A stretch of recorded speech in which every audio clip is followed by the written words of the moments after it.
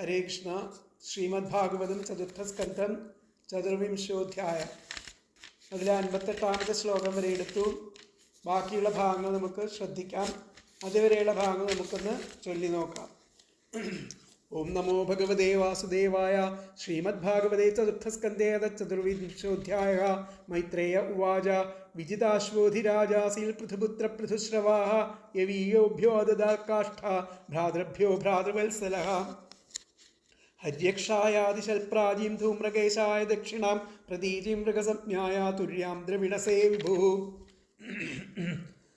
അന്തർധാനഗതിം ശക്രാലബ്ധ്വാന്തർധാനസംജ്ഞിതാ അപത്യത്രയമാധത്ത ശിഖണ്ഡിന്യാസു സമ്മതം പാവകപവമാനശ്ച ശുചിരിത്യഗ്നയഃ പുരാ വസിഷ്ഠശാപാദുത്പന്നാഃ പുനര്യോഗഗതിം ഗതാഃ അന്തർധാനോ നഭസ്വത്യാം ഹവിർധാനാമവിന്ദദ യേന്ദ്രമശ്വഹർത്താരം വിദ്വാനപി ന ജഘ്നിവാൻ രാജ്ഞാം മൃത്യും കരാദാനദണ്ഡശൂൽക്കാദിദാരുണാം മന്യമാനോ ദീർഘസത്രവ്യാജേന വിസസർജഃ തത്രാഭിഹംസം പുരുഷം പരമാത്മാനമാത്മദൃക് യജം സ്തം ലോകതാമാപ കുശലേന സമാധിനാ ഹവിർധാനാദ്ധവിർധാനീ വിദുരാസൂതഷട്സുതാൻ ബർഹിഷദം ഗയം ശുക്ലം കൃഷ്ണം സത്യം ജിതവ്രതം ബർഹിഷത്സു മഹാഭാഗോ ഹാവിർധാനി പ്രജാപതി ക്രിയാകാണ്ഡേഷു നിഷ്ണാതോ യോഗേഷു ച കുരുധ്വാം യസ്യേദം ദേവയജനമനുയജ്ഞം വിതന്വദഃ പ്രാചീനാഗ്രൈഃ കുശൈരാസീദാസ്തൃതം വസുധാതലം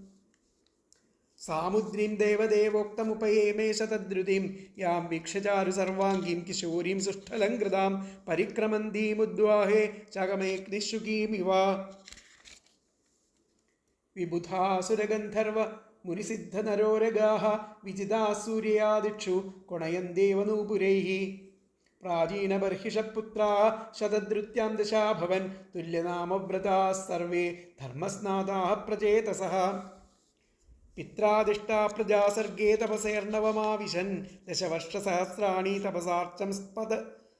തപസാർച്ചം തപസ്പതിം യദുക്തം പഥി ദൃഷ്ടേന ഗിരിശേന പ്രസീദത തദ്ധ്യായന്തോ ജപന്തശ്ച പൂജയന്തശ്ച സംയതാ വിതുര ഉവാച പ്രചേതസാം ഗിരിത്രേണ യഥാസീൽ പഥി സംഗമഃ യദുദാഹഹരപ്രീതസ്തന്നോ ബ്രഹ്മൻവദാർത്ഥവത് സംഗമഃ ഖലു വിപ്രശ്രേ ശിവേനേഹ ശരീരിണാം ദുർലഭോ മുനയോ ദദ്ധിരസംഗൽ അസംഗാല്യമഭീപ്സിതം ആത്മാരാമോപി യസ്ത്വസ്യ ലോകകൽപസ്യ രാധസേ ശക്ത്യാ യുക്തോ വിചരതി ഘോരയാ ഭഗവാൻ ഭവഃ മൈത്രേയ ഉവാച പ്രചേതസ പിതുർവാക്യം ശിരസാദായ സാധവാ ദിശം പ്രതീചിം പ്രയയു സ്തപസ്യാദൃതചേതസഃ സമുദ്രമുപ വിസ്തീർണമപശ്യൻ സുമഹത്സരഃ മഹന്മനൈവ സ്വച്ഛം പ്രസന്നസലിലാശയം നീലരക്തോൽപലാംഭോജകൽഹാരേന്ദീവരാകരം ഹംസസാരസചക്രാഹ്വ കാരണ്ഡവനികൂചിതം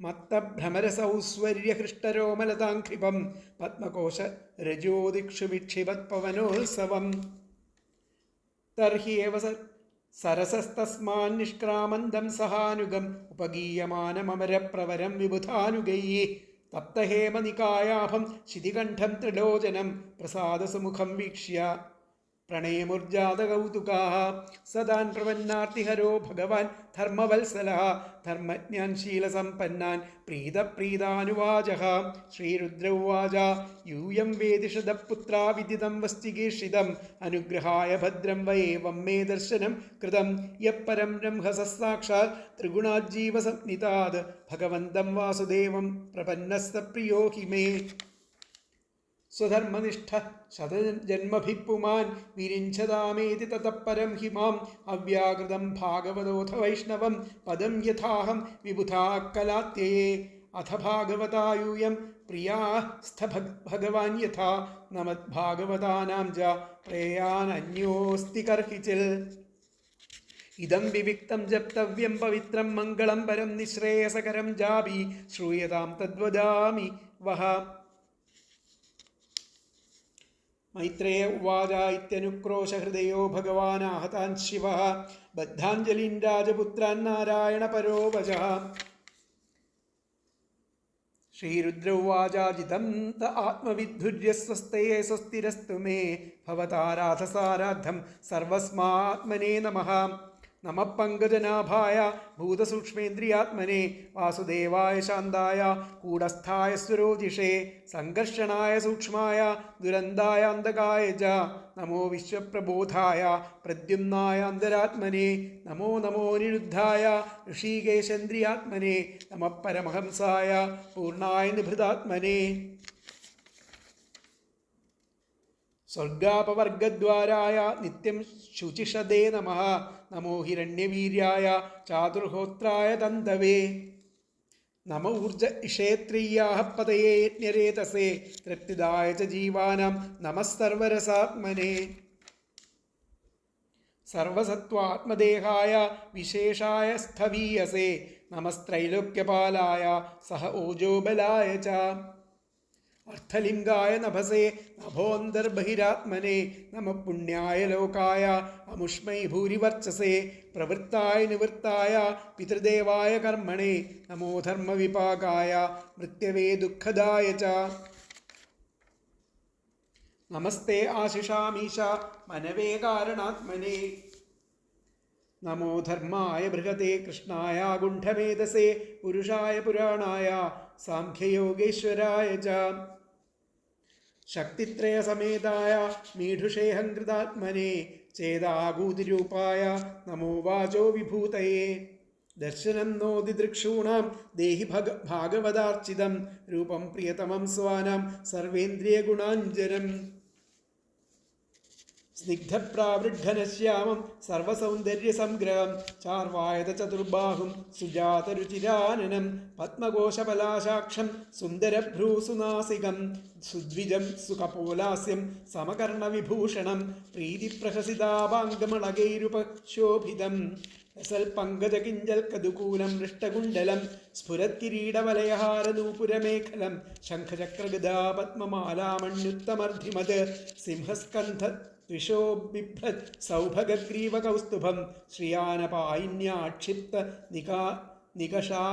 നികഷാശ്മോരസോല്ലസൽ പൂരരേചക സംവിഘ്നബലിവദ്ഗുദളോദരം പ്രതിസംക്രാമയദ്വിശ്വം നാഭ്യാവർത്തഗഭീരയാ ശ്യാമശ്രോണ്യധിരോജിഷ്ണുതുകൂലസ്വർണമേഖലം സമചാർവഘ്രിജംഘോരു നിമ്നജാനു സുദർശനം പദാശരത് പത്മപലാശരോചിഷ നഖദ്യുഭിർനോന്തരഘം വിധുന്വത പ്രദർശയ ശ്രീയമപാസ്തസാധ്വസം പദം ഗുരോ മാർഗഗുരുസ്തമോജുഷാം ഏതദ്രൂപമനുധ്യേയമാത്മശുദ്ധിമഭീപ്സതാം യദ്ഭക്തിയോഗോ അഭയദ സ്വധർമ്മമനുതിഷ്ഠതാം ഭവാൻ ഭക്തിമതാലഭ്യോ ദുർലഭഃ സർവദേഹിനാം സ്വരാജ്യസ്യാപ്യഭിമത ഏകാന്തേനാത്മവിദ്ഗതിഃ തം ദുരാരാധ്യമാരാധ്യ സദാമപി ദുരാപയ ഏകാന്തഭക്ത്യാ കോ വാഞ്ചേത് പാദമൂലം വിനാ ബഹിഃ തത്ര യത്ര നിർവിഷ്ടമരണം കൃതാന്തോ നാഭിമന്യതേ വിശ്വം വിധ്വംസയൻ വീര്യ ശൗര്യവിസ്ഫൂർജിതഭ്രുവാ ക്ഷണാധേനാപി തുലയേന സ്വർഗം നാ പുനർഭവം ഭഗവത്സംഗി സംഗസ്യ മർത്യാനാം കിമുദാശിഷാ അഥാനഖാംഘ്രേസ്തവ കീർത്തിതീർത്ഥയോരന്തർബഹി സ്നാനവിധൂതപാത്മനാം ഭൂതേഷ്വനുക്രോശ സുസത്വശീലിനാം സ്യാത് സംഗമോനുഗ്രഹ ഏഷ നസ്തവാം. ഇനി 59-ാമത്തെ ശ്ലോകമാണ് നമുക്ക് എടുക്കാനുള്ളത്. നയസ്യ ചിത്തം ബഹിരർത്ഥവിഭ്രമം തമോ ഗുഹായാം ച വിശുദ്ധമാവിശത് യദ്ഭക്തിയോഗാനുഗൃഹീതമഞ്ജസ മുനിർവിജഷ്ടേനനു തത്ര തേ ഗതിം. നയസ്യ ചിത്തം ബഹിരർത്ഥവിഭ്രമം തമോ ഗുഹായാം ച വിശുദ്ധമാവിശൽ യദ്ഭക്തിയോഗാനുഗൃഹീതമഞ്ജസ മുനിർവിജഷ്ടേനനു തത്ര തേ ഗതിം.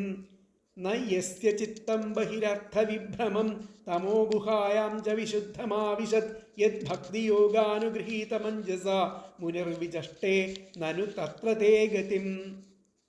യാതൊരു ആ മഹാത്മാക്കളുടെ ആ ഭക്തിയോഗങ്ങളെ കൊണ്ട് അനുഗ്രഹീതമായിട്ട് അസംശുദ്ധമായി തീർന്നിട്ടും അതുപോലെ ആ ബാഹ്യകാര്യങ്ങളിൽ കുടുങ്ങാത്തതായിട്ടും അതുപോലെ അന്ധകാര ഗർത്തത്തിൽ പതിച്ചു പോകാതെയും ഒക്കെ വരുന്നതായിട്ടുള്ള ഏതൊരുവൻ്റെ മനസ്സോ, ആ മനനശീലനായിരിക്കുന്ന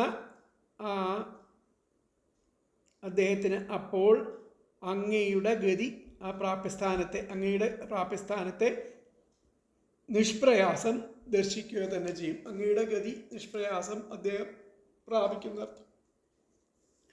അപ്പോൾ യസ്യ ചിത്തം ബഹിരർത്ഥ വിഭ്രമം, ആരുടെ ചിത്തമാണോ ആ പുറമേയുള്ള ആ അർത്ഥവിഭ്രമത്തിൽ കുടുങ്ങാതെ ഇരിക്കുന്നതെന്നർത്ഥം. തമോ ഗുഹായാം, ബാഹ്യകാര്യങ്ങളിൽ കുടുങ്ങാതെ ഇരിക്കുന്ന, അതുപോലെ ആ അന്ധകാരഗർത്തത്തിൽ പതിച്ചു പോകാതെ ഇരിക്കുക. വിശുദ്ധമാവിശൽ, അങ്ങനെ പതിച്ചു പോവാതെ ആ സംശുദ്ധമായി തീരണം. സംശുദ്ധമായിരിക്കുന്ന ആ ചിത്തം. ബഹിരർത്ഥ വിഭ്രമം തമോ ഗുഹായാം ച വിശുദ്ധമാവിശൽ യൽ ഭക്തിയോഗാനുഗൃഹീതമഞ്ജസ. യാതൊരു ഈ മഹാത്മാക്കളുടെ ഭക്തിയോഗത്താലാണ്, അനുഗ്രഹീതമായിട്ടാണ് ഇങ്ങനെയുള്ള അവസ്ഥകളിലൊക്കെ എത്തുന്നതർത്ഥം. അങ്ങനെയുള്ള അനുഗ്രഹീതമായിട്ട് സംശുദ്ധമായി തീർന്നത്, വിശുദ്ധമായി തീർന്നതും, അതുപോലെ ആ ബാഹ്യകാര്യങ്ങളിലൊന്നും കുടുങ്ങാതെയും, അതുപോലെ ആ അന്ധകാരഗർത്തത്തിൽ പതിച്ചു പോകാതെയും ഒക്കെ ഇരിക്കുന്നവർക്ക് യസ്യ ചിത്തം, ഏതൊരുവൻ്റെ മനസ്സോ, യത് ഭക്തിയോഗാനുഗൃഹീത മഞ്ജസ മുനിർവിജഷ്ടേ നനു തത്ര തേ ഗതിം, അവർക്ക് മനസ്സോ, അവർക്ക് ആ മനനശീലന്മാരായിരിക്കുന്ന മനനശീലനായിരിക്കുന്ന അവൻ, അയാൾ, അദ്ദേഹത്തിന് തത്ര അപ്പോൾ അങ്ങയുടെ ഗതി, തത്ര തേ ഗതിം, അങ്ങയുടെ ഗതി പ്രാപ്യസ്ഥാനത്തെ അഞ്ജസ നിഷ്പ്രയാസം വിജഷ്ടേ നനു ദർശിക്കുക തന്നെ ചെയ്യുന്നർത്ഥം.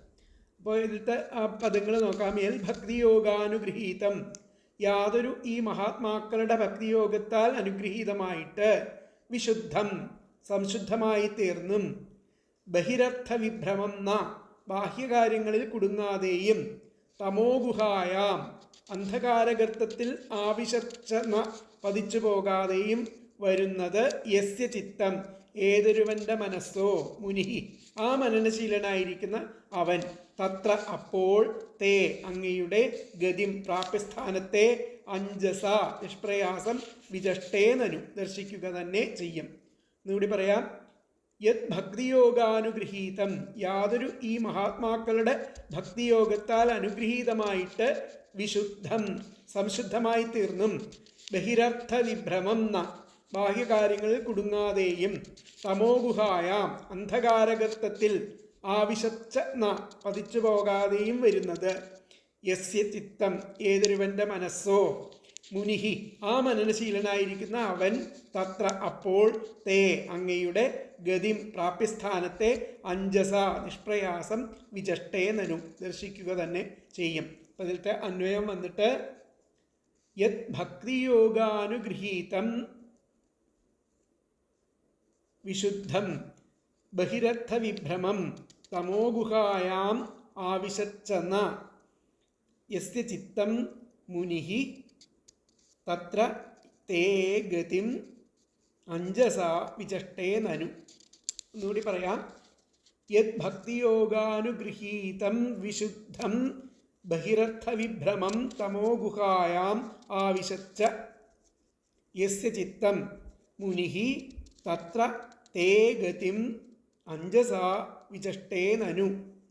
അപ്പോൾ യാതൊരു ഈ മഹാത്മാക്കളുടെ ഭക്തിയോഗത്താൽ അനുഗ്രഹീതമായിട്ട് സംശുദ്ധമായി തീർന്നിട്ടും, അതുപോലെ ആ ബാഹ്യകാര്യങ്ങളിൽ കുടുങ്ങാതെയും, ആ അന്ധകാരഗർത്തത്തിൽ പതിച്ചു പോകാതെയും വരുന്നിരിക്കുന്ന ഏതൊരുവൻ്റെ മനസ്സ്, ആ മനനശീലനായിരിക്കുന്ന അവൻ അപ്പോൾ അങ്ങയുടെ ആ ഗതിയെ, പ്രാപ്യസ്ഥാനത്തെ വളരെ നിഷ്പ്രയാസം ദർശിക്കുക തന്നെ ചെയ്യുന്നു എന്ന് പറയുന്നു. ഇവിടെ സ്വർഗസുഖമോ പുനരാവർത്തിരഹിതമായിരിക്കുന്ന മോക്ഷമോ ഒന്നും തന്നെ നിമിഷ നേരത്തെ ആ ഭാഗവതോത്തമന്മാരുടെ ആ സംഗമവുമായി താരതമ്യപ്പെടുത്താൻ ഞാൻ ഉദ്ദേശിക്കുന്നില്ല. മനുഷ്യൻ കാക്ഷിക്കുന്ന ഭൗതികങ്ങളായിരിക്കുന്ന നേട്ടങ്ങൾ ഭഗവത് ഭക്തന്മാരുടെ സംയോഗത്തോട് ഉപമിക്കേണ്ടതില്ലെന്ന് പിന്നെ പറയാനുണ്ടോ? നിർമ്മലമായിരിക്കുന്ന ശ്രീപാദങ്ങളോടുകൂടിയ അങ്ങയുടെ കീർത്തിയെ പറ്റി വാഴ്ത്തുകയെന്ന ആ ആഭ്യന്തര സ്നാനം, ശ്രീപാദങ്ങളിൽ നിന്ന് ഉദ്ഭവിച്ച ഗംഗാതീർത്ഥത്തിലുള്ള ആ ബാഹ്യസ്നാനം, എന്നിവയാൽ സർവ്വപാപങ്ങളും നശിച്ചവരും ഭൂതതയുള്ളവരും സത്വഗുണപ്രധാനികളുമായിരിക്കുന്ന അങ്ങയുടെ ഭക്തന്മാരോട് ഞങ്ങൾക്ക് സംഗമിക്കാൻ അനുഗ്രഹിക്കണമേ. അങ്ങനെ മനസ്സ് മഹാത്മാക്കളുടെ ഭക്തിയോഗത്താൽ അനുഗ്രഹീതമായിട്ട് ബാഹ്യങ്ങളായ കാര്യങ്ങളിൽ ഭ്രമിക്കാതിരിക്കുകയും അജ്ഞാനാന്ധകാരത്തിൽ നിന്ന് വിമുക്തമാവുകയും ചെയ്താൽ മനനശീലനായിരിക്കുന്ന ആ പുണ്യാത്മാവിന് അങ്ങയുടെ കൃതിയെ സാക്ഷാത്കരിക്കാൻ സാധിക്കും. ബാഹ്യവിഷയങ്ങളിൽ ഭ്രമിക്കാതിരിക്കുകയും അജ്ഞാനാന്ധകാരത്തിൽ പതിക്കാതിരിക്കുകയുമാണ് സജ്ജന സംസർഗം കൊണ്ടുണ്ടാകുന്ന 2 പ്രയോജനങ്ങൾ. ഇവ രണ്ടും സാധ്യമായാൽ ഭഗവാങ്കൽ സാക്ഷാത്കാരം സുഗമമാകും എന്നാണ് ഇവിടെ അർത്ഥം പറയുന്നത്. ഈ ശ്രീരുദ്രൻ തന്നെ അമഹാഭാഗവതോത്തമൻ എന്ന് ആ രുദ്രഗീതോപദേശത്തിലൂടെ നമുക്ക് മനസ്സിലാക്കാൻ സാധിക്കും. അദ്ദേഹവുമായിട്ടുള്ള ആ സംഗമം തന്നെ ആ ഭഗവത് സംഗം പ്രചേതസ്സുകൾക്ക് അത് ലഭ്യമായി. അവർക്ക് ഇതിലുപരി യാതൊന്നും നേടേണ്ടതായിട്ടില്ലെന്ന് ആ വ്യാസഭഗവാൻ നമ്മെ ഉപദേശിക്കുകയാണ് ഇവിടെ ചെയ്യുന്നത്. അപ്പോൾ ഏതദ്രൂപമനുധ്യായ എന്ന് മുതലുള്ള ആ ഉപദേശം, അഥാനഖാംഘ്രേസ്തവ എന്ന് മുതൽ ആ ശ്രീരുദ്രൻ ആ ഭഗവാന് സ്വയം സ്തുതിച്ച് ആ ഭഗവത് സംഘം ലഭിച്ചവരുടെ മഹാത്മ്യം വെളിവാക്കുന്നു. അതുമുതൽ തനിക്കും പ്രചേതസ്സുകൾക്കും കൂടിയാണ് ഈ സ്തുതി. ആദ്യം മുതലേ അപ്രകാരം എന്നും വേണമെങ്കിൽ പറയാമെന്നർത്ഥം. അപ്പോൾ ഇവിടെ നമുക്കൊന്നുകൂടി നോക്കാം ഇതിൻ്റെ അർത്ഥം. അതിനാൽ സർവപാപനാശകങ്ങളായിരിക്കുന്ന പാദപത്മങ്ങളോടുകൂടിയ അങ്ങയുടെ ആ ദിവ്യകീർത്തി, ആ പാദതീർത്ഥമായിരിക്കുന്ന ഗംഗ എന്നിവയിൽ അകത്തും പുറത്തുമുള്ള ആ സ്നാനങ്ങളാൽ സർവപാപവിമുക്തവും പ്രാണികളിൽ കരുണയുള്ളവരും രാഗാതിരഹിതരും ആർജവത്തോടു കൂടിയവരുമായിരിക്കുന്ന ആ ഭക്തന്മാരുടെ സംഗമം ഞങ്ങൾക്കുണ്ടാകട്ടെ. അങ്ങനെ ആ വിശുദ്ധവും ഭക്തിഭരിതവുമായിരിക്കുന്ന ചിത്തം ആ ബാഹ്യവിഷയങ്ങളിൽ ഭ്രമിക്കാതെ അജ്ഞാന ഗുഹയിൽ അടിയാതെ ആ വിശുദ്ധമാകുമ്പോൾ ആ വ്യക്തി അങ്ങയുടെ തത്വം ഒരു തടസ്സവുമില്ലാതെ സാക്ഷാത്കരിക്കുന്നു. അതാണ് ഇവിടെ പറയുന്നത്. അപ്പോൾ ഇവിടെ പറഞ്ഞിരിക്കുന്നത് സ്മരിക്കുന്നവരുടെ പാപങ്ങളെ നശിപ്പിക്കുവാൻ വൈഭവത്തോടു കൂടിയിരിക്കുന്ന പാദങ്ങളോട് കൂടിയിരിക്കുന്ന നിന്ദ്രിവടിയുടെ കീർത്തിയിൽ മനസ്സുകൊണ്ടും പാദസ്പർശനം നിമിത്തം ഉണ്ടാകുന്ന തീർത്ഥമായ ഗംഗയിൽ ശരീരം കൊണ്ടും സ്നാനം ചെയ്തുകൊണ്ട് ആ പാപങ്ങൾ മുഴുവനും നശിപ്പിച്ചിരിക്കയാൽ പ്രാണി കാരുണ്യത്താലും സൽസ്വഭാവത്താലും ലോകത്തെ അനുഗമിച്ചു കൊണ്ടിരിക്കുന്ന ആ ഭക്തജനങ്ങളുടെ സംസർഗം ഞങ്ങൾക്ക് ലഭിപ്പാനായി നിന്ദ്രിവടിയുടെ അനുഗ്രഹം ഞങ്ങളിലുണ്ടാവണം. നിന്ദ്രിവടിയുടെ പരമാർത്ഥമായ സ്വരൂപത്തെക്കുറിച്ചുള്ള ആ ജ്ഞാനവും ഭക്തിയാൽ മാത്രമേ ഉണ്ടാവുകയുള്ളൂ. അപ്പോൾ ഭക്തിയോഗത്താൽ യാതൊരുവൻ്റെ മനസ്സ് രാഗാദി ദോഷങ്ങളിൽ നിന്നും മോചിക്കപ്പെട്ടതായും പരിശുദ്ധമായും രജോ ഗുണത്തിൻ്റെ വ്യാപ്തി നിമിത്തം ഉണ്ടാകാറുള്ള ആ വിഷയാശയിൽ നിന്ന് നിർമുക്തമായും അതുകൊണ്ട് തന്നെ അജ്ഞാനബഹുള ആയിരിക്കുന്ന ആ നീചയോനികളിൽ പ്രവേശിപ്പാൻ അവകാശമില്ലാത്തതായും ഭവിക്കുന്നുവോ അപ്പോൾ ആ ചിത്തത്തിൽ നിന്ദ്രിവടിയെ ചിന്തിക്കുന്നതിന് യോഗ്യനായിരിക്കുന്ന ആ മുനി അതിൽ തന്നെ പെട്ടെന്ന് അങ്ങയുടെ ആ പരമാർത്ഥ സ്വരൂപത്തെ കാണുന്നു എന്നുള്ളതാണ് ഇവിടെ പറഞ്ഞിരിക്കുന്നത്. നമുക്ക് ഇനി ഇതിലത്തെ അവ്യാഖ്യാനം എന്താണെന്നുള്ളത് നോക്കാം. തവ ഭക്താനാം സംഗമോസ്മാകം സ്യാ ഏഷ ഏവ തന തവാനുഗ്രഹ. ഇവിടെ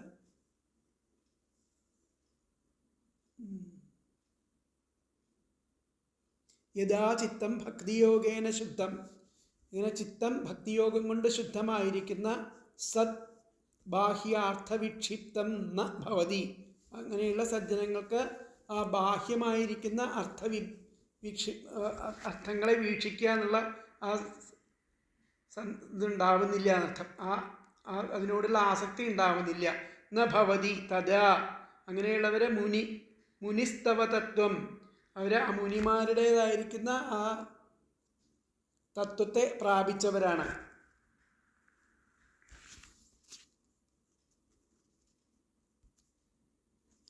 അവർ ആ മുനിമാരുടെ തത്വത്തെ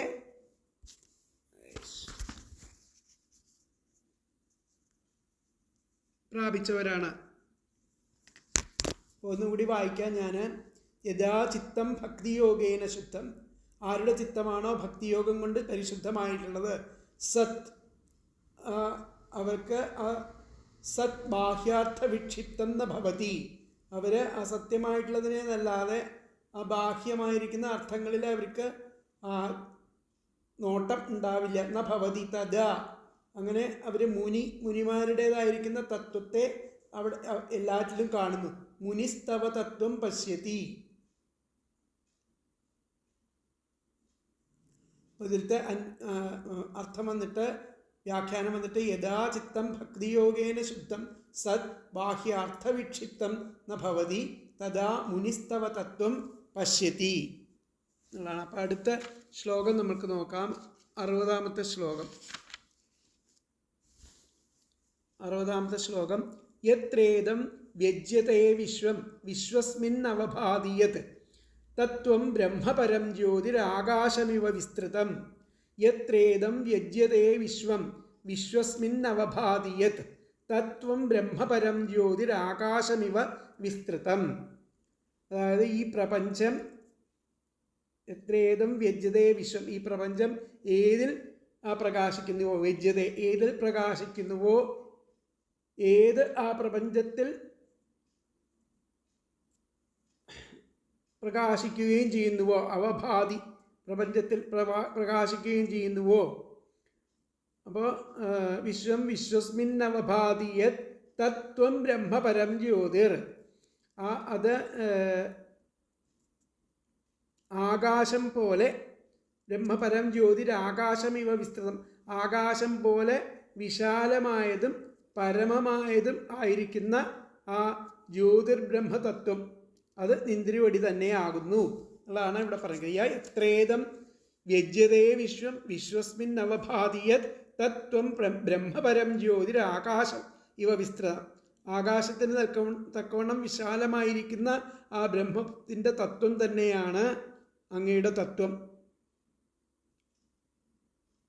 എന്നുള്ളതാണ് പറയുന്നത്. അപ്പോൾ ഇവിടുത്തെ പദങ്ങൾ നോക്കാം. ഇതം വിശ്വം, ഈ പ്രപഞ്ചം, എത്ര ഏതിൽ, വ്യജ്യതേ പ്രകാശിക്കുന്നുവോ, ഈ വിശ്വം ഏതിലാണോ പ്രകാശിക്കുന്നത്, യത് ഏത്, വിശ്വസ്മിൻ ഏത് വിശ്വസ്മിൻ പ്രപഞ്ചത്തിൽ അവഭാതി പ്രകാശിക്കുന്നുവോ, അത് ആകാശം ഇവ ആകാശം പോലെ വിസ്തൃതം വിശാലമായതും ആണ്, പരം തൽ പരമമായതും ആയ ആ ജ്യോതിഹി ബ്രഹ്മ, ആ ജ്യോതിർമയ ബ്രഹ്മതത്വം അത് ത്വം അസി നിന്ദ്രിവടി തന്നെ ആകുന്നു. ആ ബ്രഹ്മമാകുന്ന തത്വം നിന്ദ്രിവടി തന്നെ ആകുന്നു എന്നുള്ളതാണ്. എത്രേദം വ്യജ്യതേ വിശ്വം വിശ്വസ്മിൻ അവഭാതിയത് തത്വം ബ്രഹ്മപരം ജ്യോതിരാകാശമയോ വിസ്തൃതം.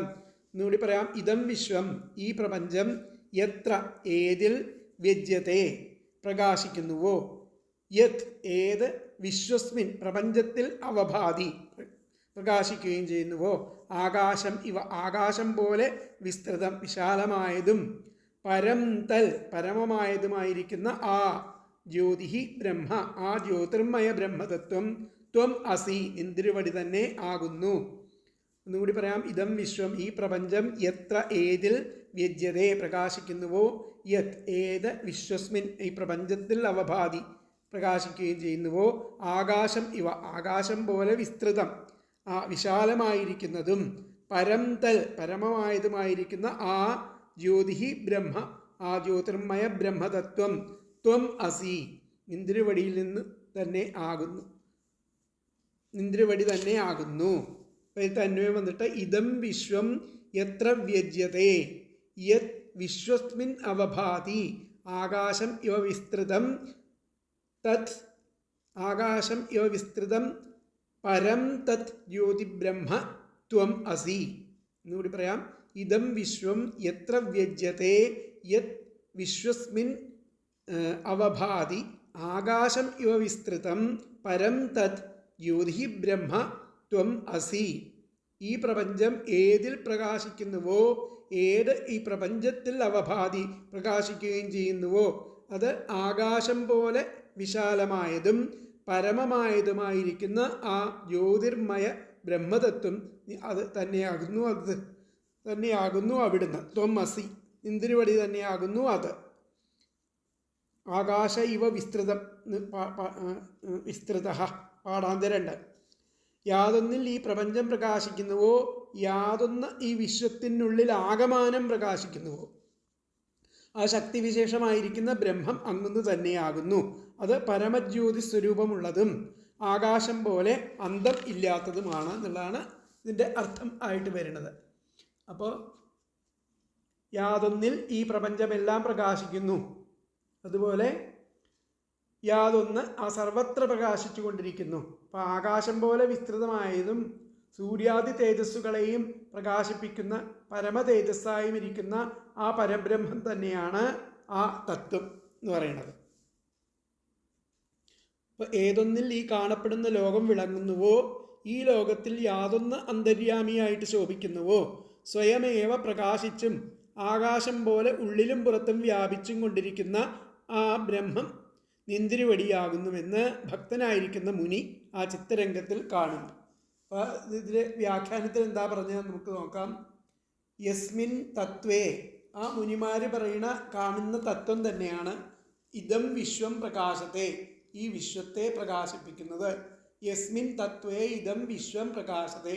ആ മുനിമാർ ആദ്യം പറഞ്ഞ ഭവതി തഥാ മുനിസ്തവ തത്വം പശ്യതി, മുനിമാർ ആ തത്വം കാണുന്നു എന്ന് പറയുന്നു. ആ തത്വം തന്നെയാണ് യസ്മിൻ തത്വേ ഇദം വിശ്വം, ഈ വിശ്വത്തിൽ പ്രകാശിക്കുന്നത് എന്നുള്ളതാണ് ഇവിടെ പറഞ്ഞിരിക്കുന്നത്. ആ 60ാമത്തെ ശ്ലോകത്തിൽ പറഞ്ഞിരിക്കുന്നത്. അപ്പം 61ാമത്തെ ശ്ലോകം നമുക്ക് നോക്കാം. അപ്പോൾ ഈ പ്രപഞ്ചത്തിൻ്റെ പ്രകാശമരുളുന്നത് ബ്രഹ്മമാണെന്നർത്ഥം.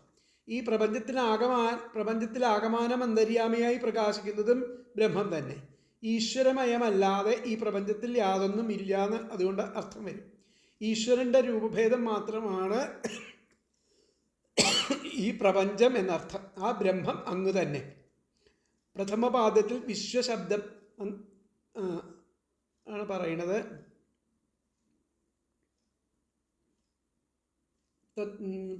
ബ്രഹ്മതത്വമാണ് പ്രപഞ്ചം ത്വം അല്ല. അപ്പോൾ ഈശ്വരമയമല്ലാതെ യാതൊന്നുമില്ലെന്ന് പറയുമ്പോൾ പ്രപഞ്ചത്തിൻ്റെ ഉപാദാന കാരണം ഈശ്വരൻ അഥവാ ബ്രഹ്മം തന്നെ. ഒരു ഘടത്തിൻ്റെ നിർമ്മാണത്തിൽ കളിമണ്ണ് ഉപാദാന കാരണം, കുലാലൻ നിമിത്ത കാരണം, കുശവത് നിമിത്ത കാരണമാണ്. പ്രപഞ്ച നിർമ്മിതിക്ക് ആവശ്യമായിരിക്കുന്ന അമഹദാദികളെ ആ ഈശ്വരൻ തന്നെ സൃഷ്ടിച്ചിരിക്കയാൽ ഉപാദാന കാരണം ഈശ്വരൻ തന്നെ, നിമിത്ത കാരണവും ഈശ്വരൻ തന്നെ എന്ന് ഇനി അടുത്ത ശ്ലോകത്തിൽ കുറച്ചും കൂടി വിശദീകരിച്ച് പറയുകയാണ് ചെയ്യുന്നത്. വ്യജ്യതേ കണ്ടോളൂ. അടുത്ത ശ്ലോകം. യോ മായയേദം പുരരൂപയാ സൃജൽ വിഭർത്തിഭൂയ ക്ഷപയത്യവിക്രിയ യദ്ഭേദബുദ്ധി സദിവാത്മദുസ്ഥയാ തമാത്മതന്ത്രം ഭഗവൻ പ്രതീമഹി. യോ മായയേദം പുരരൂപയാ സൃജത് ബിഭർത്തിഭൂയ ക്ഷപയത്യവിക്രിയ യദ്ഭേദബുദ്ധിം സദിവാത്മദുസ്ഥയാ തമാത്മതന്ത്രം ഭഗവൻ പ്രതീമഹി. യോ മായയേദം പുരുരൂപയാ സൃജത് ബിഭർത്തിഭൂയ ക്ഷപയത്യവിക്രിയ യദ്ഭേദബുദ്ധി സദിവാത്മദുസ്ഥയാ തമാത്മതന്ത്രം ഭഗവൻ പ്രതീമഹി. അല്ലയോ ഭഗവാനെ, യാതൊരാൾ ആ അനേകം രൂപം ഉള്ളവളും ആ സ്വയം കാര്യപ്രാപ്തിയില്ലാതെ തന്നെ ആശ്രയിച്ചവളുമായിരിക്കുന്ന ആ മായയാൽ യാതൊന്നിനാൽ ആ അന്യരുടെ വീക്ഷണത്തിൽ ഭേദബുദ്ധിയുള്ളവനായിട്ടും വാസ്തവത്തിൽ വികാരരഹിതനായിട്ടും വർത്തിച്ച് ഈ പ്രപഞ്ചത്തെ അസത്യമായതുപോലെ വീണ്ടും സൃഷ്ടിച്ചു, രക്ഷിക്കുന്നു, സംഹരിക്കുകയും ചെയ്യുന്നു. അങ്ങനെയുള്ള അങ്ങയെ സർവതന്ത്ര സ്വതന്ത്രനായിട്ട് മനസ്സിലാക്കുന്നു. യോ മായയേദം പുരുരൂപയാ സൃജൽ, ആ മായ കൊണ്ട് യാതൊരാൾ ആ അനേകം രൂപം ഉള്ളവളായിട്ട് പുരുരൂപമായയാ സൃജൽ ഉള്ളവളും. പിന്നെ എങ്ങനെയാണ്?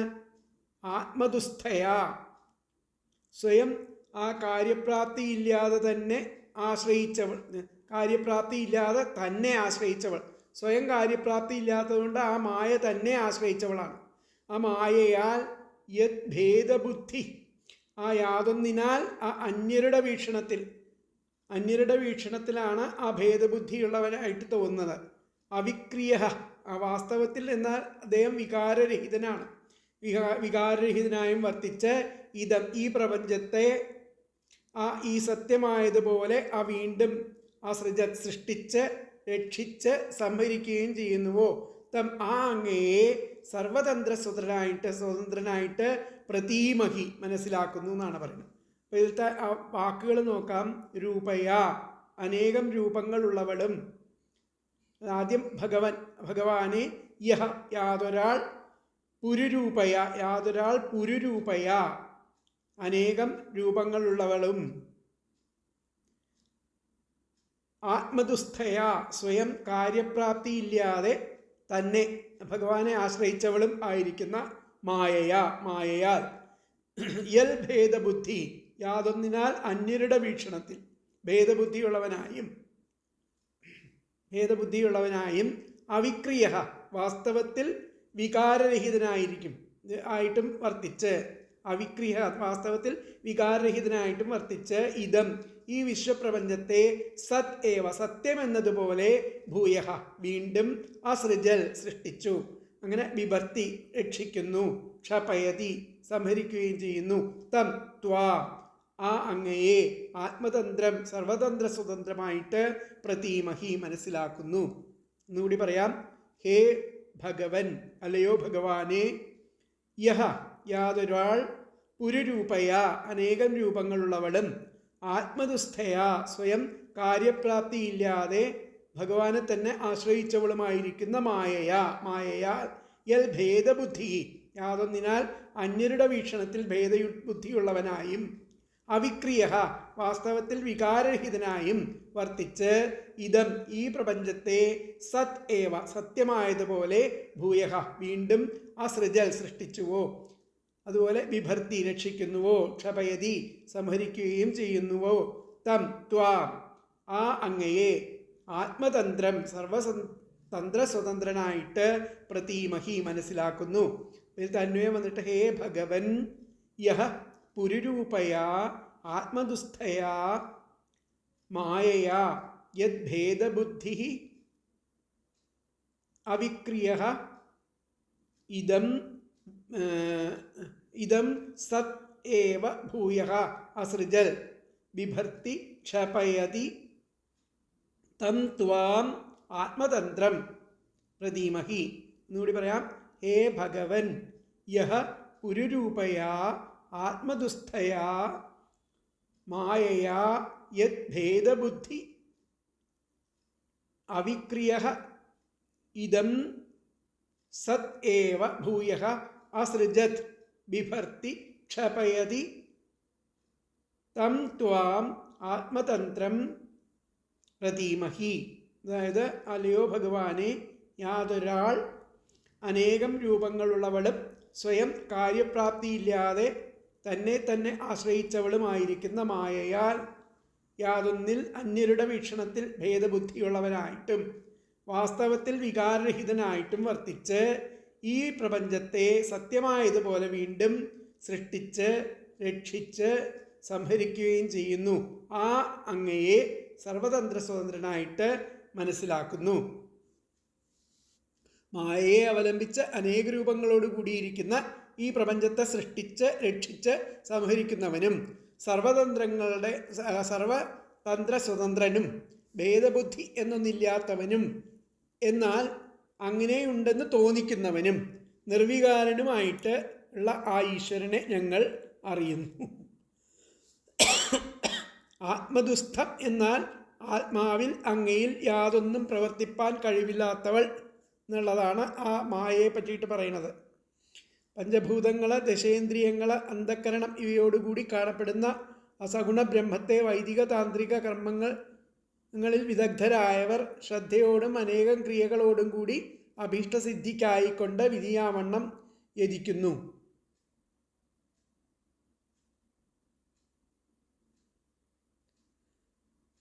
ഇന്ദ്രിവടി ഏകനും ആദ്യനും ആയിട്ടുള്ള പുരുഷനാണ്. ഇതൊക്കെയാണ് ഇവിടെ ആ വലിയ വേദാന്ത വിഷയങ്ങളാണ് ഇവിടെ പറയുന്നത്. അപ്പോൾ 61-ാമത്തെ ശ്ലോകം. ഭഗവൻ യാതൊരാൾ ആ നിർവികാരനായിട്ട് ഭേദബുദ്ധി ഇല്ലാത്തതും നാനാരൂപത്തിലുള്ളതുമായിരിക്കുന്ന ആ മായ കൊണ്ട് ഈ വിശ്വത്തെ മുഴുവൻ സൃഷ്ടിക്കുകയും രക്ഷിക്കുകയും പിന്നെ സംഹരിക്കുകയും ചെയ്യുന്നുവോ, ആ ഭഗവാനെ ഞങ്ങൾ നിത്യസ്വതന്ത്രനായതിനാൽ ഭേദരഹിതനായിട്ട് അറിയണു എന്നുള്ളതാണ് അർത്ഥം വരുന്നത്. അപ്പോൾ ഭഗവൻ ലോകസ്വരൂപനായിട്ട് വിളങ്ങുന്നു എന്ന് സ്തുതിച്ചതിനാൽ ലോകത്തിൻ്റെ ഉപാദാന കാരണം ഭഗവാനാണെന്ന് മുമ്പത്തെ ശ്ലോകത്താൽ സൂചിപ്പിച്ചു. ഈ ശ്ലോകം കൊണ്ട് ലോകത്തിൻ്റെ നിമിത്ത കാരണവും ഭഗവാൻ തന്നെയാകുന്നു എന്ന് കാണിക്കുകയാണ്. ഹേ ഭഗവൻ, നാനാരൂപങ്ങളായിട്ട് പരിണമിക്കുവാൻ സമർത്ഥയായിരിക്കുന്ന ത്രിഗുണാത്മികയായ മായയെ കൊണ്ട് യാതൊരുവൻ ഈ ബ്രഹ്മാവാദി സ്വരൂപനായിട്ട് ഈ ലോകത്തെ സൃഷ്ടിക്കുകയും വിഷ്ണുവാദി സ്വരൂപനായിട്ട് രക്ഷിക്കുകയും രുദ്രാദി സ്വരൂപനായിട്ട് സംഹരിക്കുകയും ചെയ്യുന്നുവോ, ഈ സൃഷ്ടിയാദി വ്യാപാരണങ്ങളാൽ യാതൊരു വികാരത്തെയും പ്രാപിക്കാതെ എന്നും സ്വതന്ത്രനായിരിക്കുന്ന ആ പരമപുരുഷൻ നിന്തിരുവടി തന്നെയാണെന്ന് ഞങ്ങൾ അറിയുന്നു. എല്ലാമായി പരിണമിപ്പാൻ സമർത്ഥമായിരിക്കുന്നുവെങ്കിലും മായയ്ക്ക് ആത്മസ്വരൂപനായിരിക്കുന്ന നിന്തിരുവടിയിൽ വികാരത്തെ ജനിപ്പിക്കുവാൻ സാമർഥ്യമില്ലാത്തതുകൊണ്ട് നിന്തിരുവടി നിത്യാനന്ദ സ്വരൂപനായി തന്നെ ഇരിക്കുന്നു. ഇതരന്മാരായിരിക്കുന്ന ജീവാത്മാക്കളാകട്ടെ മായയുടെ വ്യാപ്തി നിമിത്തം ഈ ലോകത്തെ നിന്തിരുവടിയിൽ നിന്ന് ഭിന്നമായി, ഭേദബുദ്ധിയോടുകൂടി കാണുന്ന അർത്ഥം, ഭിന്നമായിരിക്കുന്ന സൽപദാർത്ഥമായിട്ട് ധരിക്കുന്നു. അതുകൊണ്ട് അവർ നിത്യവും ദുഃഖികളും ആയിരിക്കുന്നു. അതിലത്തെ വ്യാഖ്യാനം എന്താ പറഞ്ഞത് നോക്കാം. വ്യാഖ്യാനത്തിന് യോ മായയേദം, ഏതൊരാള് ആ മായ കൊണ്ട് സൃജത്യവത്യത്തി സൃഷ്ടിക്കുകയും പരിരക്ഷിക്കുകയും സംഹരിക്കുകയും ചെയ്യുന്നുവോ, തം ത്വാം ആ സത്യം ആയിരിക്കുന്ന ആ തത്വം ഭേദരഹിതം, അതിന് ഒരു ഭേദബുദ്ധി ഇല്ലാത്തതാണ് എന്ന് മനസ്സിലാക്കണം. യോ മായേദം സൃജത്യവത്യത്തി തം ത്വാം, അങ്ങനെയുള്ള അങ്ങ്, ഭേദരഹിതം ജാനീമഹ, അത് രണ്ടും ഒന്ന് തന്നെ. സത്യത്തിൽ അതിൽ ഭേദബുദ്ധി ഇല്ല എന്നുള്ളതാണ് അവിടെ പറയണത്. യോ മായേദം സൃജത്യവത്യത്തി തം ത്വാം ഭേദരഹിതം ജാനീമഹ. പ്രപഞ്ചവും ആ ഈശ്വരനും തമ്മിൽ യാതൊരു ഭേദബുദ്ധിയും നമ്മൾ അറിവുള്ളവർ കാണുന്നില്ല, മുനികൾ കാണുന്നില്ല. നേരെ മറിച്ച് അല്ലാത്തവർക്ക് അതിൽ ഭേദബുദ്ധി കാണും. എന്തുകൊണ്ടാണ്? ഈ മായ കൊണ്ട്. മായയ്ക്ക് സ്വയം അതിൻ്റേതായിരിക്കുന്ന ആ ശക്തിയില്ല. ആ ശക്തി ആ ഭഗവാനിൽ നിന്നാണ് ലഭിക്കുന്നത്. അതുകൊണ്ടാണ് ഈ ഭിന്നമായിട്ട് ഇവിടെ കാണപ്പെടുന്നതെന്നർത്ഥം. അപ്പോൾ അതാണ് ആ ശ്ലോകത്തിൻ്റെ വ്യാഖ്യാനം. എന്നിട്ട് ഒന്നും കൂടി വായിക്കാം വ്യാഖ്യാനം. യോ മായേദം അവത്യത്തിത്തം ത്വാം ഭേദരഹിതം ജാനീമഹ. അപ്പോൾ അടുത്ത ശ്ലോകം നമുക്ക് നോക്കാം. 62-ാമത്തെ ശ്ലോകം. ക്രിയാകലാപൈരിതമേവ യോഗിനഃ ശ്രദ്ധാന്വിതാഃ സാധു യജന്തി സിദ്ധയേ ഭൂതേന്ദ്രിയ അന്ധഃകരണോപലക്ഷിതം വേദേ ച തന്ത്രേ ച ത ഏവ കോവിദാഃ. ഇവിടെ വായിക്കാം. ക്രിയാകലാപൈരിതമേവ യോഗിനഃ ശ്രദ്ധാന്വിതാഃ സാധു യജന്തി സിദ്ധയേ ഭൂതേന്ദ്രിയാന്തഃകരണോപലക്ഷിതം വേദേ ച തന്ത്രേ ച ത ഏവ കോവിദാഃ. വേദത്തിലും തന്ത്രത്തിലും അതുപോലെ ആ വിദഗ്ധരായിരിക്കുന്ന യോഗികൾ, പിന്നെ ആ ഭൂതങ്ങൾ, ഇന്ദ്രിയങ്ങൾ, അന്ധഃകരണവൃത്തികൾ എന്നിവയോട് കൂടിയിരിക്കുന്ന ഈ സഗുണരൂപത്തെ സിദ്ധിക്ക് വേണ്ടിയിട്ട് ശ്രദ്ധയോട് കൂടിയിട്ട് ആ കർമ്മങ്ങളിലൂടെ ആ നന്നായിട്ട് ആരാധിക്കുന്നുണ്ട്. വേദത്തിലും തന്ത്രത്തിലുമൊക്കെ ആ വിദഗ്ധരായിട്ടുള്ള യോഗിമാർ, വേദത്തിലും തന്ത്രത്തിലും ഒക്കെ കോവിദരായിരിക്കുന്ന, അതായത് വിദഗ്ധരായിരിക്കുന്ന യോഗികൾ ഈ ഭൂതങ്ങൾ, ഇന്ദ്രിയങ്ങൾ, അന്ധഃകരണവൃത്തികൾ എന്നിവയോട് കൂടിയിരിക്കുന്ന ഈ സഗുണ സ്വരൂപത്തെ സിദ്ധിക്ക് വേണ്ടിയിട്ട് വളരെ ശ്രദ്ധയോട് കൂടിയിട്ട് ആ കർമ്മങ്ങളിലൂടെ നന്നായിട്ട് ആ യജന്തി ഭഗവാനെ ആരാധിക്കുന്നുണ്ട് എന്നർത്ഥം. അപ്പോൾ ക്രിയാകലാപൈരിതമേവ യോഗിനഃ ശ്രദ്ധാന്വിതാഃ സാധു യജന്തി സിദ്ധയേ ഭൂതേന്ദ്രിയ അന്ധഃകരണോപലക്ഷിതം വേദേ ച തന്ത്രോ ച ത ഏവ കോവിദാഃ. അപ്പോൾ വേദേ ച വേദത്തിലും തന്ത്രേ ച തന്ത്രത്തിലും കോവിദാഃ വിദഗ്ധരായിരിക്കുന്ന തേ യോഗിനഃ ആ യോഗികൾ ഭൂതേന്ദ്രിയാന്തഃകരണോപലക്ഷിതം ഭൂതങ്ങൾ, ഇന്ദ്രിയങ്ങൾ, അന്ധഃകരണവൃത്തികൾ എന്നിവയോട് കൂടിയിരിക്കുന്ന ഇതം ഏവം ഈ സഗുണരൂപത്തെ സിദ്ധയെ സിദ്ധിക്കുന്നതിന് വേണ്ടിയിട്ട് ശ്രദ്ധാന്വിതാഃ ശ്രദ്ധയോടുകൂടി ക്രിയാകലാപൈഹി കർമ്മങ്ങളിലൂടെ സാധു നന്നായിട്ട് യജന്തി ഏവ ആരാധിക്കുന്നുവല്ലോ. ഒന്നും കൂടി പറയാം. വേദേച്ച വേദത്തിലും തന്ത്രേച തന്ത്രത്തിലും കോവിദാഹ വിദഗ്ധരായിരിക്കുന്ന തേ യോഗിനഃ ആ യോഗികള് ഭൂതേന്ദ്രിയാന്തഃകരണോപലബ്ധിതം ഭൂതങ്ങൾ ഇന്ദ്രിയങ്ങൾ അന്ധഃകരണവൃത്തികൾ എന്നിവയോടുകൂടി ഇരിക്കുന്ന ഇതം ഏവ ഈ സഗുണരൂപത്തെ സിദ്ധയെ സിദ്ധിക്ക് വേണ്ടിയിട്ട് സിദ്ധിക്കുവാൻ വേണ്ടിയിട്ട് എന്നർത്ഥം ശ്രദ്ധാൻവിതാ ശ്രദ്ധയോടും കൂടി ക്രിയാകലാപൈ കർമ്മങ്ങളിലൂടെ സാധു നന്നായിട്ട് യജന്തി ഏവ ആരാധിക്കുന്നുണ്ടല്ലോ. ഇതിലത്തെ അന്വയം വന്നിട്ട് വേദേച തന്ത്രേച കോവിദാഹ തേ യോഗിനഃ ഭൂതേന്ദ്രിയാന്തഃകരണോപലക്ഷിതം ഇദം ഏവം സിദ്ധയേ ശ്രദ്ധാൻവിതാഃ ക്രിയാകലാപൈഃ സാധു യജന്തി ഏവ. എന്നുകൂടി പറയാം. വേദേച തന്ത്രേച കോവിദാഃ തേ യോഗിനഃ ഭൂതേന്ദ്രിയാന്തഃകരണോപലക്ഷിതം ഇദം ഏവം സിദ്ധയേ ശ്രദ്ധാൻവിതാഃ ക്രിയാകലാപൈഃ സാധു യജന്തി ഏവ. വേദത്തിലും തന്ത്രത്തിലും കോവിദന്മാരായിരിക്കുന്ന ആ യോഗികള് ആ ഭൂതങ്ങൾ ഇന്ദ്രിയങ്ങൾ അന്ധഃകരണ വൃത്തികൾ എന്നിവയോട് കൂടിയിരിക്കുന്ന ഈ സഗുണ സ്വരൂപത്തെ അതിനെ സിദ്ധിക്കുവാൻ വേണ്ടിയിട്ട് വളരെ ശ്രദ്ധയോടുകൂടിയിട്ട് കർമ്മങ്ങളിലൂടെ നന്നായിട്ട് ആ ഭഗവാനെ ആരാധിക്കുന്നു. ഇതിപ്പോൾ കാരണോപലക്ഷണവുമാണ്. കാരണസ്വരൂപനാണ് ഭഗവാൻ എന്നുള്ളതും കൂടി ഇവിടെ ഈ ശ്ലോകം കൊണ്ട് കാണിക്കുകയാണ് ചെയ്യുന്നത്.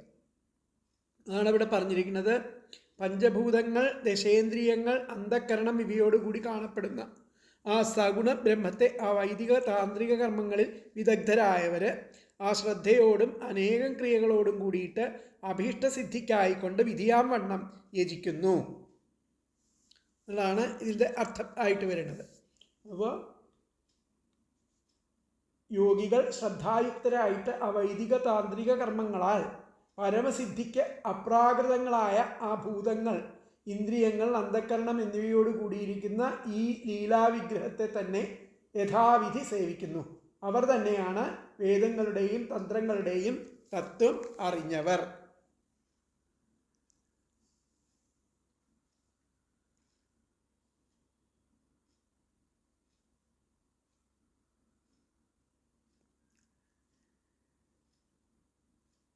പരമശ്രേയസിനെ സാധിപ്പിക്കുന്നതായിരിക്കുന്ന ഭക്തിയെ ആശ്രയിച്ചിരിക്കുന്ന യാതൊരു യോഗികൾ ഈ സ്വരൂപത്തെ തന്നെ ധ്യാനം ചെയ്ത് സേവാസ്തുതി നമസ്കാരം എന്ന പലവിധ വ്യാപാരങ്ങളാൽ വേണ്ടതുപോലെ സേവിക്കുന്നുവോ അവർ തന്നെ ആ വേദത്തിലും തന്ത്രത്തിലും പറഞ്ഞിരിക്കുന്ന ആ സാരാംശത്തെ ധരിച്ചിരിക്കുന്ന തത്വജ്ഞന്മാർ അവരാണ്. അങ്ങയുടെ ആ സദ്ഭാവനത്തെ അവർ എങ്ങനെ ധരിക്കുന്നുവെന്നാൽ ജഡങ്ങളായിരിക്കുന്ന പഞ്ചഭൂതങ്ങളും ഇന്ദ്രിയങ്ങളും അന്ധഃകരണവും അവയുടെ വ്യാപാരങ്ങളിൽ പ്രവർത്തിക്കുന്നത് പ്രേരകനായിരിക്കുന്ന അങ്ങയുടെ സാന്നിധ്യ നിമിത്തമാകിയാൽ അങ്ങുന്ന് സർവത്ര നിറഞ്ഞിരിക്കുന്ന പരമചൈതന്യമാണെന്ന് അനുമാനത്താൽ അറിഞ്ഞിട്ട് അങ്ങയെ നിരന്തരം സേവിക്കുന്നു. സത്സംഗം നിമിത്തം ലഭിക്കുന്ന ഭക്തി തന്നെ പരമശ്രേയസിനെ സാധിപ്പിക്കുന്ന മുഖ്യ സാധനം എന്ന് ആണ് ഇവിടെ സിദ്ധാന്തിക്കുന്നത്. ഇതിലത്തെ ആ വ്യാഖ്യാനം നോക്കാം. ഏ യോഗിനഃ ഈ യോഗിമാര് ക്രിയാദിഭിസ്ത്വാം ക്രിയാദികളിലൂടെ അങ്ങയെ പൂജയന്തി തയേവ ജ്ഞാനിനഃ അവർ തന്നെയാണ് ജ്ഞാനികളെന്നർത്ഥം. ഏ യോഗിനഃ ഈ യോഗികള് ക്രിയാദിഭിസ്ത്വാം ക്രിയാദികളെ കൊണ്ട് പല ക്രിയകളെ കൊണ്ട് വൈദികം താന്ത്രികം എന്നൊക്കെയുള്ള ക്രിയാദികളെ കൊണ്ട് അഭിസ്ത്വാം അങ്ങയെ പൂജയന്തി പൂജിക്കണു. അങ്ങനെയുള്ള അവർ തന്നെയാണ് ജ്ഞാനിമാര്. ഏ യോഗിന ക്രിയാദിഭിസ്ത്വാം പൂജയന്ത ഏവ ജ്ഞാനിനഃ അതാണ് അതിലത്തെ വ്യാഖ്യാനം വരുന്നത്. അപ്പോൾ അടുത്ത ശ്ലോകം 63-ാമത്തെ ശ്ലോകം. ത്വമേക ആദ്യ പുരുഷസുപ്തശക്തി സ്തയാ രജസ്സത്വതമോ വിഭിദ്യത്തെ മഹാനഹം ഖം മരുദഗ്നിവാർധരാ സുരശ്രയോ ഭൂതഗണാ ഇദം യതഃ. ത്വമേക ആദ്യ പുരുഷ സുപ്തശക്തിസ്തയാ രജസ്സത്വതമോ വിഭിദ്യത്തെ മഹാനഹം ഖം മരുദഗ്നിവാർധരാ സുരശ്രയോ ഭൂതഗണാ ഇദം യതഃ. ത്വം അങ്ങ് തന്നെയാണ് ആ ആദ്യ പുരുഷനും ഏകനും ആയിരിക്കുന്നു. അതുപോലെ ലീനമായ അങ്ങയിലുള്ള ആ ശക്തി കൊണ്ട് ആ രജസ് സത്വം തമസ് എന്നീ 3 ഗുണങ്ങളായിട്ട് വർത്തിക്കുന്നതും അങ്ങ് തന്നെയാണ്. ആ ഗുണത്രയത്തിൽ നിന്നിട്ട് ഈ പ്രപഞ്ചം ഉണ്ടായി.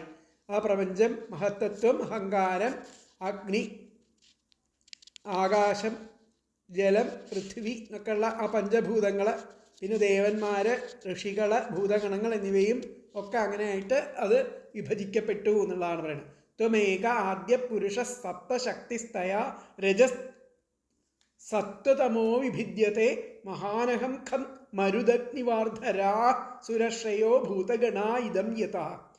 ത്വം അങ്ങ് ആദ്യ പുരുഷ, ആദ്യ പുരുഷനും ഏകനുമാണ്.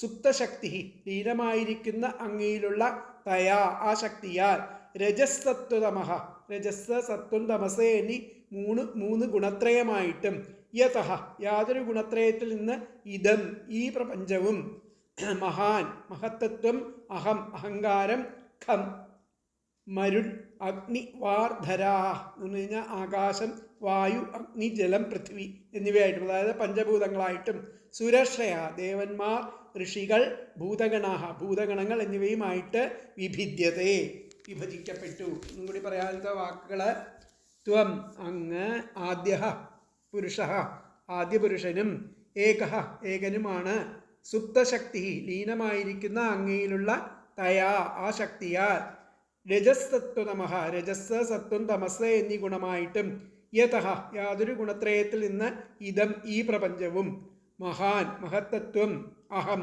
അഹങ്കാരം ഖം മരുത് അഗ്നി വാർധരാഹ ആകാശം, വായു, അഗ്നി, ജലം, പൃഥ്വി എന്നിവയായിട്ടും, സുരശ്രയ ദേവന്മാർ, ഋഷികൾ, ഭൂതഗണങ്ങൾ എന്നിവയായും വിഭജിക്കപ്പെട്ടു. അതിൽ തന്വയം വന്നിട്ട് ത്വം ആദ്യ പുരുഷ ഏക സുപ്തശക്തി തയാ രജസ്തത്വതമഃ യതഃ ഇദം മഹാൻ തത്വം അഹം ഖം മരുത് അഗ്നി വാർധരഃ സുരശ്രയഃ ഭൂതഗണാഃ വിഭിദ്യത്തെ. എന്നുകൂടി പറയാം: ത്വം ആദ്യ പുരുഷ ഏകഃ സുപ്തശക്തി തയാ രജസ്തത്വതമഃ യതഃ ഇദം മഹാൻ അഹം ഖം മരുത് അഗ്നിവാർധരാഃ സുരശ്രയഃ ഋഷേ ഭൂതഗണാ വിഭിദ്യത്തെ. അപ്പോൾ അങ്ങ് തന്നെ ആദ്യ പുരുഷനും ഏകനും ആണ്. ലീനമായിരിക്കുന്ന അങ്ങയിലുള്ള ആ ശക്തിയാൽ സത്വം, രജസ്, തമസ് എന്നീ ഗുണത്രയമായിട്ടും, ആ യാതൊരു ഗുണത്രയത്തിൽ നിന്ന് ഈ പ്രപഞ്ചമായിട്ടും, മഹത്തത്വമായിട്ടും, അഹങ്കാരമായിട്ടും, അതുപോലെ ആ പഞ്ചഭൂതങ്ങളായിരിക്കുന്ന ആകാശം, വായു, അഗ്നി, ജലം എന്നിവയായിട്ടും, ദേവന്മാര്, ഋഷിമാര്, ഭൂതഗണങ്ങൾ എന്നിവയൊക്കെ ആയിട്ടും അങ്ങനെ വിഭജിക്കപ്പെട്ടു എന്നാണ് ഈ ശ്ലോകത്തിൻ്റെ അർത്ഥം വരുന്നത്. അപ്പോൾ ആ യോഗികൾ ശ്രദ്ധായുക്തരായിട്ട് വൈദിക താന്ത്രിക കർമ്മങ്ങളാൽ പരമസിദ്ധിക്ക് അപ്രാകൃതങ്ങളായിരിക്കുന്ന ഭൂതങ്ങൾ, ഇന്ദ്രിയങ്ങൾ, അന്ധകരണം എന്നിവയോട് കൂടിയിട്ട് ഈ ലീലാവിഗ്രഹം പറഞ്ഞു. അപ്പോൾ ആദ്യനായ അങ്ങ് തന്നെ ആ സുപ്തശക്തിയായിട്ട് ഏകനായ പുരുഷനായി ഭവിച്ചു. പിന്നീട് മായ കൊണ്ട് രജസ്സും തമസ്സും സത്വവും വിഭേദിക്കപ്പെട്ടു. ആ ത്രിഗുണത്തിൽ നിന്നും മഹത്തത്വം, അഹങ്കാരം, പഞ്ചഭൂതങ്ങൾ, ദേവസംഘങ്ങൾ, ഋഷിമാർ, വിഭിന്ന പ്രാണിജാലങ്ങൾ എന്നീ പ്രകാരമുള്ള ജഗത്ത് മുഴുവനും അവിടെ ഉണ്ടായി എന്നാണ് പറയുന്നത്. അപ്പോൾ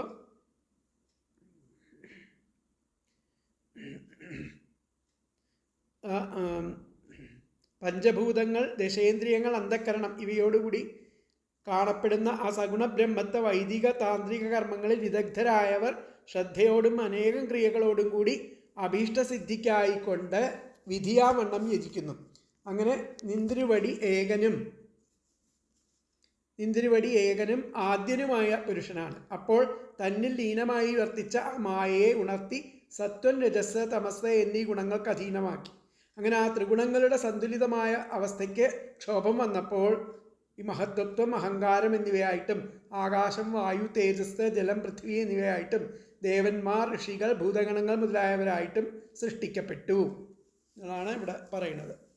അപ്പോൾ ആദിയിൽ ആ നിന്തിരുവടി ഏകനായിരിക്കുന്ന പുരുഷൻ മാത്രമാണ് ലോകാകാരമായി തീരുവാൻ സമർത്ഥമായിരിക്കുന്ന അങ്ങയുടെ ആ മായാശക്തിയാവട്ടെ അങ്ങയിൽ ലയിച്ചിരിക്കുന്നു. പിന്നെ ആ ശക്തിയിൽ അടങ്ങിയിരിക്കുന്ന രജസ്, സത്വം, തമസ് എന്ന 3 ഗുണങ്ങൾ വേർതിരിഞ്ഞ് ഒന്ന് മറ്റൊന്നിനെ അതിക്രമിക്കുന്നു. അങ്ങനെ ഇതിന് ഗുണക്ഷോഭം എന്ന് പറയുന്നു.